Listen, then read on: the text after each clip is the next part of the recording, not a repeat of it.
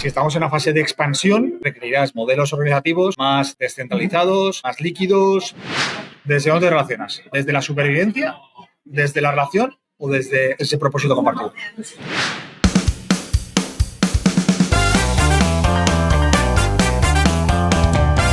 Bienvenidas y bienvenidos a HR Inspirados, el espacio donde no venimos a repetir discursos vacíos, sino a provocar conversaciones que transformen el mundo organizativo.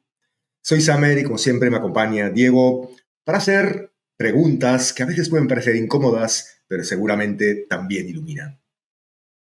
Muy buenas. Hoy vamos a cruzar dos mundos que a menudo viven separados en las organizaciones, la estrategia empresarial y la gestión del talento. Pero cuando se alinean, pueden convertir a una empresa en un motor imparable de innovación y resultados sostenibles. Y justamente para hablar de esto, de cómo hacerlo realidad, tenemos hoy con nosotros a alguien que no viene del mundo del y sí, sino del esto es lo que funciona. Sergio Gordillo, socio director de Improven, experto en excelencia empresarial, estrategia y transformación de modelos de negocio. Sergio, un placer tenerte en HR Inspirados. Bienvenido. Bienvenido. Hola, buenos días y muchas gracias por estar con vosotros. Hola, ¿qué tal, Sergio? Y encantado también nosotros de tenerte y seguramente toda nuestra audiencia de Latinoamérica y de España, conocerte un poquito más también será espectacular. Sergio, ¿puedes empezar contando a nuestra audiencia, que son gente del mundo de los recursos humanos en España y en América, qué haces y cómo has llegado a donde estás? ¿Dónde estás también? ¿En qué país? Bueno, soy Sergio Gordillo, yo digo que fui ingeniero industrial, es algo que está en la base de mi formación, pero es verdad que después de estos casi 25 años trabajando, evolucionando y en este momento pues soy socio y director general de una compañía de consultoría de negocio.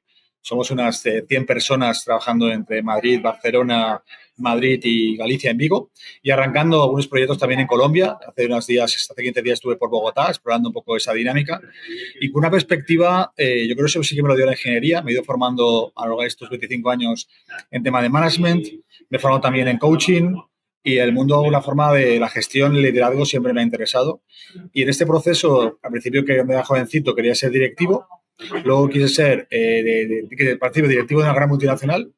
Luego decidí que quería ser director general de una compañía más mediana, pequeña, porque cuando trabajé en multinacionales, de repente alguien decidía invertir en un país o no, y no sabía por qué. Me afectaban decisiones que se tomaban en el otro lado del Atlántico y no me gustaba eso, de no saber por qué. Así que planteé que mejor dirigir director general de una compañía que pudiera, de alguna forma, trabajar con la propiedad y, por tanto, lo que nos pasase para bien o para mal estaba en nuestras manos. Y luego, en ese camino, decidí ser empresario, ¿no? Soy empresario de hace unos 10 años y con la vocación de lo que es Improven, ayudar al empresario a tomar mejores decisiones y combinando la razón y la relación, ¿no? En un marco de trabajar con el empresario y un marco de tomar buenas decisiones racionales, pero también trabajando en el marco relacional, tanto el suyo mismo como el del equipo, ¿no? Porque las cosas solo ocurren si las personas tienen una relación sana entre ellas, ¿no? De ahí es donde entra el marco de la gestión, las personas y el liderazgo. Viniendo del mundo de la ingeniería, donde trabajaste en el ámbito técnico durante un tiempo y luego fuiste también internándote en el ámbito del talento, del coach, etcétera, ¿no? ¿Qué lecciones crees que podemos aplicar sacados, por ejemplo, del Data Driven, que ahora mismo está muy de moda en el ámbito de recursos humanos? ¿Cómo se puede trasladar lecciones de la ingeniería a la gestión del talento de las personas en las organizaciones? Yo te diría que la parte ingenieril me ha dado, desde la ingeniería tú lo que haces es entender la naturaleza y buscar cómo esa visión sistémica de las cosas y buscar de alguna forma también la interconexión de las distintas variables, ¿no? Al final son sistemas cada vez más complejos y que intentas de alguna forma influir o manejar el entorno y convertirlo en algo predictible, ¿no? Entonces, en este marco yo creo que la parte de ingeniería me ha dado esa sensibilidad sistémica de las cosas, la interdependencia de las cosas y en una empresa, en una organización, una empresa es un sistema complejo, interdependiente de procesos, herramientas, clientes, trabajadores, datos, ¿no? Es un marco sistémico y que, por tanto, no puedes actuar únicamente en unas variables, sino tienes que actuar en una combinación de las mismas, ¿no? Para ser capaz de alguna forma de bueno, de entender cómo llevar el sistema hacia un mejor resultado, ¿no? Y siendo, bueno, la inteligencia artificial entró de lleno en todas nuestras vidas, en todos los procesos que estabas comentando, ¿no? Pero claro, aquí la gran pregunta es qué límites éticos ves tú, ¿no? En el uso de la IA para evaluar el desempeño, el potencial y incluso cómo evitar sesgos en los algoritmos, ¿no? Aplicados a personas. Yo creo que nos va a tocar equivocarnos mucho para contestar bien a esa pregunta. Y seguro que habrá gente con mayor intención y gente con menor intención. Creo que eso ha sido parte de digamos, del desarrollo de la humanidad. Creo que habrá marcos normativos y sobre todo te diría un marco de valores y de ética, que es la que cada una forma hay que concentrar, porque el que se lo quiera saltar, se lo va a saltar, ¿no? Y habrá que plantear, en este caso, elementos que vigilen que eso no ocurra, ¿no? Pero no es una respuesta fácil en la cual nos va a tocar aprender y seguramente la tecnología va a ir por delante de la realidad y eso va a ser así. Creo que ponerle puertas al campo o vallas al campo no es factible porque la realidad va a superar la capacidad de legislar, ¿no? La tecnología va tan rápida que por mucho que la legislación vaya haciendo cosas, va a ser una base muy focalizada en los valores y en la ética de las personas que lo desarrollen, ¿no? Y es un viaje con muchas aristas.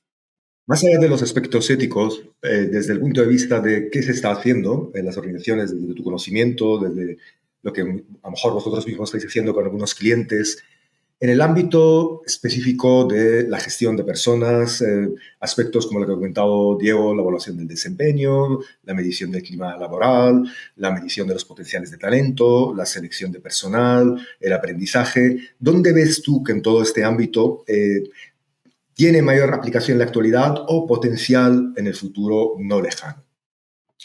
Por ejemplo, algo es que estamos empezando a trabajar toda esta componente de la data, es tanto en la parte de clima y sobre todo en temas que relacionados con el absentismo, ¿no?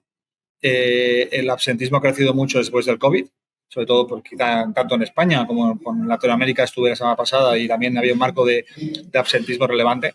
Entonces creo que hay matemática y data que pueden ayudar digamos, a analizar mejor la información, ¿no? Luego te das cuenta muchas veces que primero hay que entender el sistema, hay que tomar el pulso para saber qué preguntas son las que tienes que hacerle a la data. Y luego la data, ojo, que nos ponemos aquí a hacer proyectos de IA, pero si tú tienes de alguna forma basura como información, sale basura, ¿no? Entonces, hay que también estructurar muy bien la base de datos, hay que limpiarla, homogeneizarla, estructurarla, trabajarla, completarla y desde ahí después empezar a plantear preguntas de negocio, ¿no? Yo creo que en estas dos cosas, ¿no? Tanto en temas de absentismo como en temas de clima, preguntando correctamente, ahí estamos empezando a aplicar inteligencia para que los datos nos ayuden a tomar mejores decisiones, ¿no? Y sobre todo yo diría esos dos elementos, donde más estamos trabajando los de Improve. ¿Puedes poner algún ejemplo, por ejemplo, en este tema de la medición de clima? ¿Cómo lo hacéis? Bueno, como te decía, ¿no? Hay un marco primero, más allá del conocimiento que puedas tener, de tomar el pulso al sistema, ¿no? Creo que es importante de alguna forma hablar con las personas del sistema en distintos niveles, hacer algún workshop, hacer alguna dinámica de grupo, preguntar para más o menos detectar qué preguntas más o menos estándares son las que puedes poner encima de la mesa, porque habrá una componente más o menos siempre homogénea, pero luego qué dolores son los que de alguna forma principalmente estás notando para las preguntas en esa línea ser más profundas, ¿no? Y luego, por supuesto, también hay que entender el marco estratégico y las ambiciones de la compañía, ¿no? En qué situación estratégica se encuentra, qué está buscando, su modelo de negocio, porque la cultura, con cariño, debe responder a una estrategia de negocio, ¿no? La cultura es una parte muy relevante de la compañía y debe estar alineado con los objetivos estratégicos de la empresa, ¿no? Entonces, hay que entender la estrategia, hay que entender a las personas, hay que entender de alguna forma cuáles son los principales dolores o problemas o retos y sobre eso ya se prepara el cuestionario, ¿no? Ese cuestionario tiene que transmitir objetividad y también lo que ponemos mucho encima de la mesa es que lo haga un tercero le da un criterio de imparcialidad y también de pulcritud en cuanto a que la información la recogemos nosotros, la analizamos y a la empresa se le dan agregaciones de información, nunca nombres personales y hay que tener mucho cuidado porque cuando tú empiezas a segmentar hay departamentos que tal como segmentas, puedes acabar identificando quién es la persona, ¿no?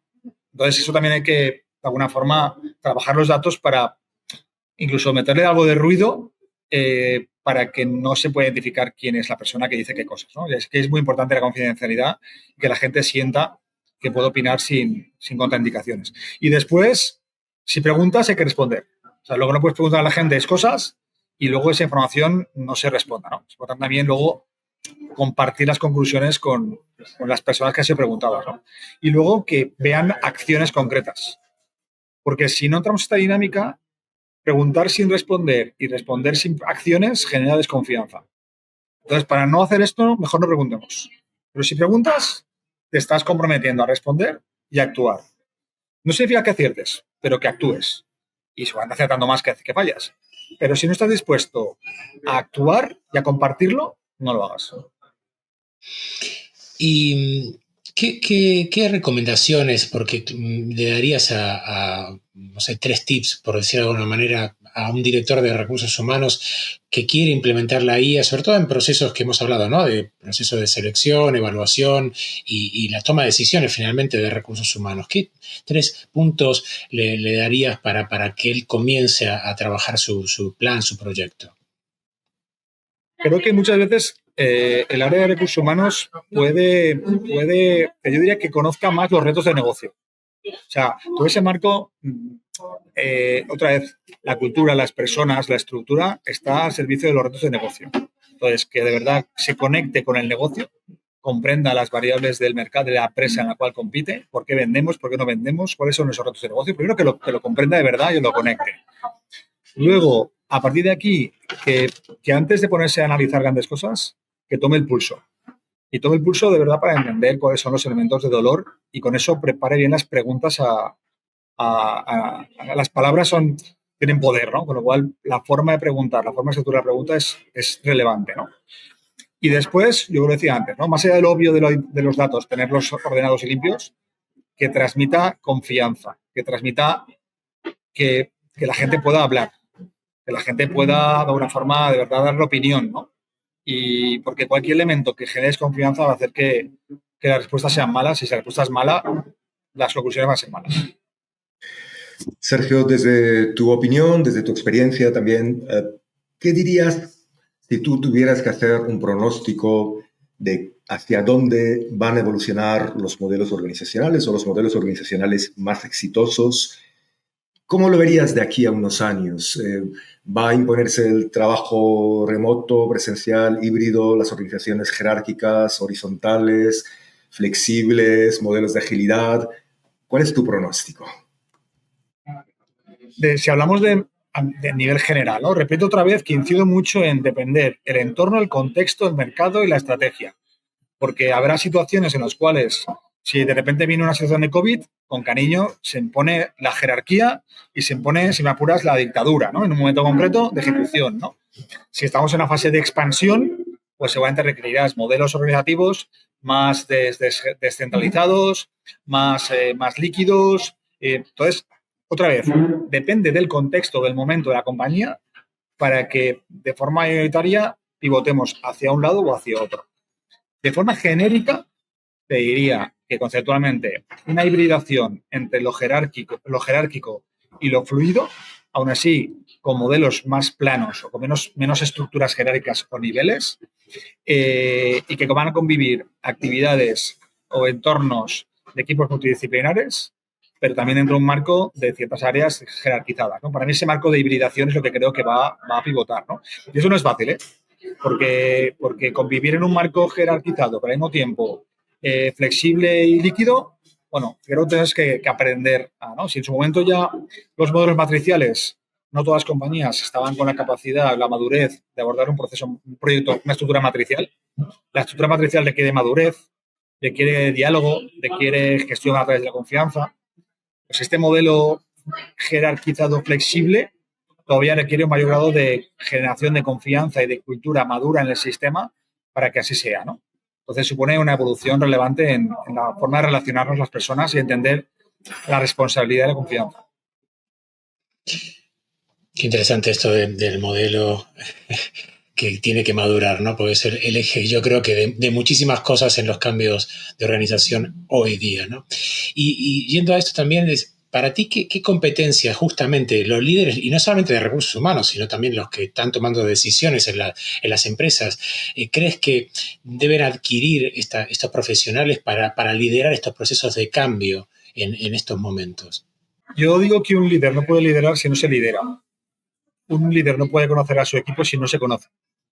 Entonces, creo que el primer marco es un proceso introspectivo de conocimiento, de entendimiento de tus miedos, tus deseos, tus ambiciones, tus valores y aprender de alguna forma a ser coherente con lo que sientes, piensas y actuar desde esa perspectiva, ¿no? Entonces, y en este caso, creo que la oportunidad de ante un conflicto, y sobre todo también diría en este marco de liderazgo, aprender a tener conversaciones incómodas. O sea, que un líder tiene que ser capaz de poner encima de la mesa elementos incómodos que a nadie le apetece afrontar, pero el líder tiene que dar ejemplo para ese marco de comunicación no violenta, ¿no? De ha habido un hecho, ese hecho tiene unas consecuencias hacia la empresa, hacia el sistema, hacia el cliente, o ese hecho que me ha generado a mí emocionalmente, que me hace que no me parezca coherente, detrás de ese hecho emocional que me genera, cuál es qué necesidad básica debo cubrir y a partir de aquí cómo lo soy capaz de comunicar y compartir, ¿no?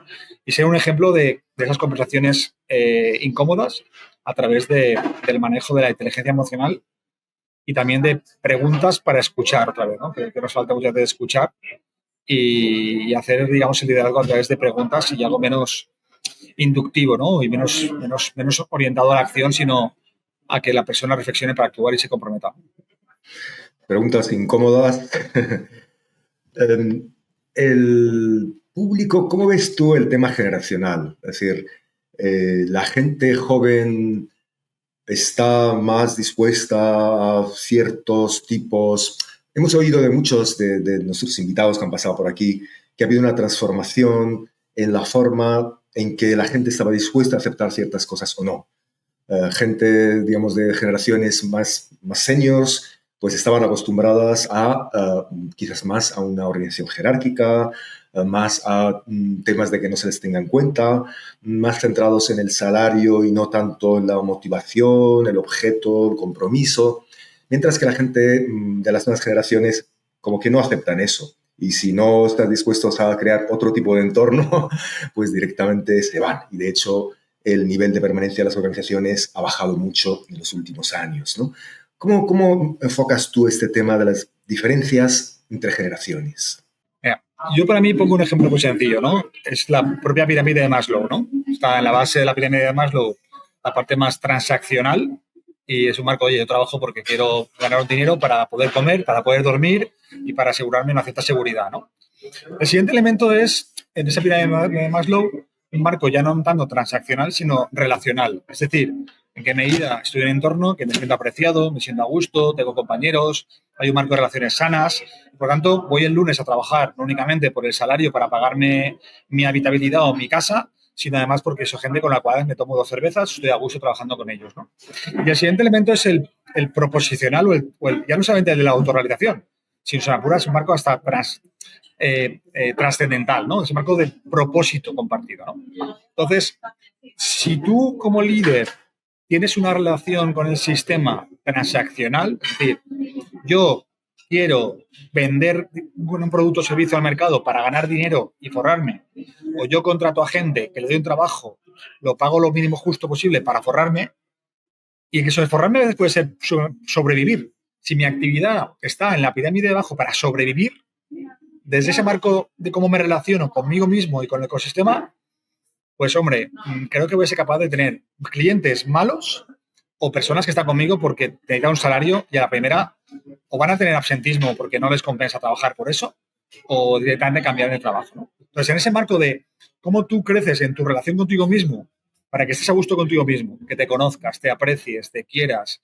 te comprendas, empiezas a generar un marco relacional más sano con tus iguales, veas el cliente o veas el talento, Si tú con el cliente que a lo mejor te compra por precio inicialmente eres capaz de generar relaciones o vínculos relacionales, porque estás a gusto contigo, porque puedes de alguna forma tomar una comida con él, hay un marco relacional que en Latinoamérica es muy importante, pues de alguna forma que ese cliente rota menos, te pasa los pedidos o te dice si hay competencia, te plantea, ¿no? O a nivel de las personas que están contigo, se sienten bien tratadas y se estén en un entorno agradable y cuidado, pues seguramente tendrán menos rotación, ¿no? Y el siguiente marco es que tú tengas claro para qué te levantas cada día. Si yo tengo claro para qué levanto cada día y si tengo claro que mi propósito es hacer que mi cliente cumpla sus sueños, trabajar y pelear para que ese cliente consiga sus logros, sus ambiciones, por tanto, mi propósito lo conecto con su propósito y planteo como empresario que yo soy capaz de generar un modelo de negocio con oportunidades para que las personas no solamente que cubran su necesidad básica, que además estén a gusto, sino que puedan crecer, puedan desarrollarse, puedan tener oportunidades, puedan tener estabilidad.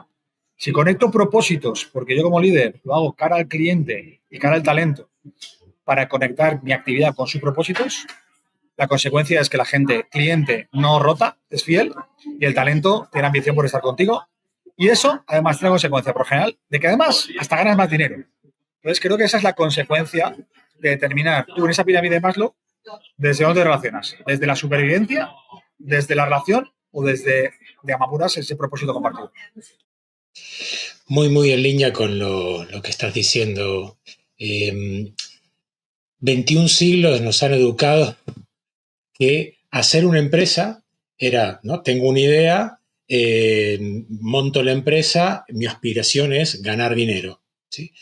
Pero claro, estamos viviendo en un ciclo absolutamente diferente, donde no estamos educados, no estamos formados para eso, pero sí tenemos un montón de inputs de generaciones que están pensando diferentes, que nosotros mismos estamos pensando diferente. Entonces, la creación de la empresa no solamente tiene un marco personal, sino también tiene un grado social. Entonces, hoy habría que estar educando a las personas que crean una empresa que, hey, no solamente lo que el factor tuyo económico, sino que también tiene un impacto social. ¿Por qué? Porque lo que decías, ¿no? De la influencia hacia al cliente, lo que espera el cliente de ti como empresa, pero sobre todo el rol que juegan los trabajadores. Hoy el trabajador antes jugaba un tipo de rol, hoy quiere ser un profesional que colabora contigo. Entonces, ese cambio de mindset es súper importante. Entonces, la pregunta, y no quiero hablar yo, es decir, si tuvieras que diseñar una empresa de cero hoy en el 2025, ¿qué no incluirías de todo esto, de ese modelo más tradicional? ¿Sabes una pregunta que muchas veces cuando acompaño a un cliente es un poco, me gusta hablar en positivo, ¿no? Con todo lo que sabes hoy, con 30, 40, 50 años, 60, con todo lo que sabes de tu negocio, de tu actividad, si pudieras de verdad elegir y no tuvieras bloqueos, ¿cómo serías? Cuando esa pregunta la gente quita barreras, ¿no? Y me gusta más hacer la pregunta en positivo que en negativo, ¿no? Eso te libera de limitaciones, ¿no? Al final también yo creo que esto es un proceso, es como decir, el carbón es malo y hay que matar, y hay que desaparecer, ¿no? Pues estamos viendo que en la parte de energía, todas las energías son acumulativas y todas aportan y seguramente en el sistema equilibrado no podemos prescindir de la más básica. Con eso quiero decirte que hace falta jerarquía en el sistema, sí. Hace falta definición de procesos en el sistema, sí. Hace falta unas normas en el sistema, sí. Pero sobre eso, o sea, digamos que para que existamos como sociedad, como empresa, es que todos respetamos unas ciertas pautas o normas. Si no respetamos las pautas o normas, sería un caos. Con lo cual es necesario que unas pautas o normas y que las obedezcamos. Pero ese marco de obediencia no es suficiente para generar valor.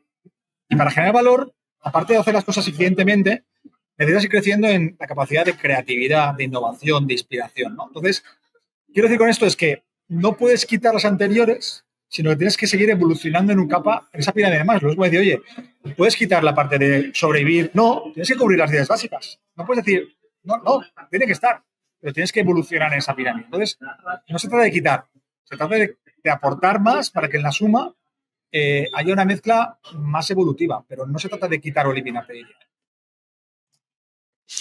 Sergio, tú trabajas y has trabajado con todo tipo de organizaciones, con multinacionales, con empresas familiares, con startups.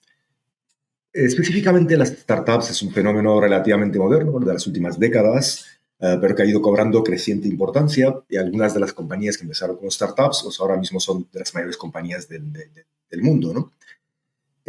sigue habiendo un tipo de personas que les gusta trabajar en startups, incluso prefieren a veces trabajar en una organización así que en una gran multinacional, ¿no?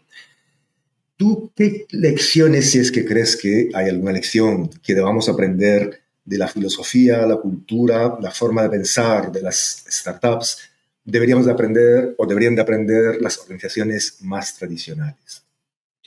Mira, yo hace tiempo hay un marco, no sé si conoces el mundo de Insights o del DISC, ¿no? Ese marco de los colores, ¿no? Y hay una cierta relación entre el estado de vida de la compañía y los perfiles que evidentemente están en el sistema, ¿no? Cuando arranca una compañía, seguramente el amarillo, ¿no? El inspiracional, el visionario está en el sistema, ¿no? Porque tiene una idea, tiene pasión, vocación y eso está en el sistema. Pero claro, después de unas ciertas etapas, como no aparezca el rojo y le diga, vale, eso está muy bien, pero vamos a generar ciertos resultados porque de inspiración no vive el hombre, ¿no? Por lo tanto, necesitamos generar impacto, generar resultados, o que tengamos clientes, o que tengamos facturación, ¿no? Entonces, el rojo empieza a aparecer, ¿no? En esa dinámica de que el amarillo y el rojo son los que predominan, claro, para conforme eso vas escalándolo, necesitas de alguna forma ciertas pautas, ciertos procesos, para alguna forma eso tome valor y tome escala, ¿no? Entonces empiezan a aparecer los azules, ¿no? Y ese marco azul va procedimentando elementos, ¿no? Y en esa dinámica, de alguna forma que vas creciendo, evidentemente en el sistema los amarillos van desapareciendo, los rojos de alguna forma generan cierto ruido, la compañía se va procedimentando y van apareciendo los verdes, ¿no? El verde que respeta las normas, no genera conflictos y por tanto de alguna forma en ese proceso la compañía ha crecido, está estable, ¿no? Y resulta que como los tiempos en los ciclos de los negocios son cada vez más cortos, ese proceso de alguna forma de mezclar perfiles más explorativos o de perfiles más explotativos, perfiles más de creación de valor y de innovación o perfiles más de operación, pues tienen que aprender a convivir permanentemente, ¿no? Entonces, creo que el mundo de startup está bien, pero si no eres capaz de escalarlo con cariño, no deja de ser un marco de estoy en la permanente éxtasis, inspiración, pero no genera impacto. Y en cambio, si te das un marco de escalarlo, estás haciendo que eso llegue a muchas más personas y por tanto que de verdad impacte, ¿no? Entonces, tienes que aprender en esos sistemas híbridos a combinar, en función de la fase de exploración y creación, los perfiles más amarillos y rojos para innovar y para empujar el sistema, pero también con equilibrio, porque las cosas luego tienen que hacerse. Y un amarillo y rojo no es constante, no es consecuente, no es persistente, con lo cual las cosas acaban no haciéndose, ¿no? Entonces, esa convivencia de ese modelo híbrido es necesario para que esto coexista. Entonces, ojo, que en una compañía muy tradicional hayamos matado los amarillos y los rojos, que todos los mundos seamos pacíficos y respetemos las normas, porque tiene que haber conflictos. Si no hay conflictos, la compañía se va a morir muy ordenada, ¿no? Entonces, creo que hay que combinar ambas capacidades, ¿no? La de creación de valor y generación de conflictos para crecer, a la vez que la capacidad de escalarlo y hacerlo operativo. Cada vez más rápido ese ciclo. Antes decías que la jerarquía era fundamental en el nuevo modelo, ¿no? Que te preguntaba anteriormente. ¿Puedes comentarme cómo es la jerarquía siglo XXI? Creo que va más ligado a que la jerarquía tiene que ir fundamentada más porque el sistema te la otorga, ¿no? Yo esta mañana, por ejemplo, estamos con una compañera que la hemos promocionado para que tenga una función llamada de manager, pero porque el sistema se lo reconoce. O sea, al final creo que la jerarquía o el puesto es porque tú en tu modelo de liderazgo de gestión, el sistema de forma natural te lo va dando, ¿no? Es ese marco del autoritas, el potestas, como van de alguna forma en paralelo. Si todo se basa en un marco jerarquizado, pero no porque el ecosistema te lo reconoce, eso tiene las patas muy cortas, ¿no? Entonces creo que hay que reconocer el liderazgo al que por su capacidad técnica, su capacidad humana y su capacidad de gestión, el sistema se lo va reconociendo. Y cuando eso sí, tienes buenos líderes. Cuando de alguna forma tienes líderes que los determinas jerárquicamente, que no son referentes ni técnicos ni humanos, sobre todo la combinación de ambos, el sistema acaba apareciendo. Así que creo que el liderazgo natural con reconocimiento es potentísimo. Cuando tú vas a una organización, seguramente internamente te planteas cuáles son las posibilidades de éxito de esta organización, va bien, va mal. ¿Qué elementos son los que para ti son fundamentales para saber a día de hoy si una organización va por buen camino o no? Los que más mandan, las personas referentes, su estado motivacional, su estado de ánimo, su estado proposicional, su ambición, sus ganas o no de ser su mejor versión, la persona que dirige, la persona que lidera. O sea, en el middle market, yo no he trabajado tanto con grandes multinacionales, ¿no? Pero incluso en ese marco de multinacionales, cuando tienes el líder del país, ¿sabes? Es el que lidera. Para mí el que lidera marca mucho de lo que pasa internamente. Entonces, en función de, otra vez, esa persona en la pirámide de Maslow está en supervivencia, está en lucha permanentemente, está en un marco sano de relación consigo mismo, está en un marco más de propósito o de alguna forma de generosidad. Pues eso marca muchísimo el logro o no de la compañía, ¿no? Yo me he dado cuenta que en estos 25 años trabajando, no importa tanto el sector que te encuentres, sino las personas que toman decisiones. Y las personas, todo de personas que sirven a personas a través de personas que toman decisiones. Y si esas personas están bien y quieren ser su mejor versión y contribuir y ayudar, eso tiene muchos visos de ir bien. Si la persona no está bien como líder, da igual lo que hagas a nivel intelectual, en contratando a la mejor consultora del mundo mundial para que te diga lo que hay que hacer, eso no tiene ningún sentido. Hasta hace unos pocos años atrás, en un comité de dirección, el último que hablaba era el director de recursos humanos. Hoy es uno de los primeros. Entonces te pregunto, ¿cómo has visto evolucionar el papel de los recursos humanos dentro de la estrategia del negocio? Te puedo hablar de la perspectiva de improvismo. Al final, por supuesto que la responsable de talento, de cultura, además de que es socia del sistema, es socia del equipo y socia de la empresa y, por supuesto, en lo que es la entrega de valor, tiene un papel relevante. Para mí ha sido una parte estratégica en construir la cultura de Improve en este momento. Con lo cual, para mí la diferencia a la cual vamos, que habrá mucha tecnología, habrá mucha inteligencia artificial, ¿no? Pero te he decidido, la cultura es la palanca estratégica mejor para competir, porque en el marco de que la tecnología se imponga, la va a hacer que las personas se liberen tareas operacionales para centrarse en las relacionales.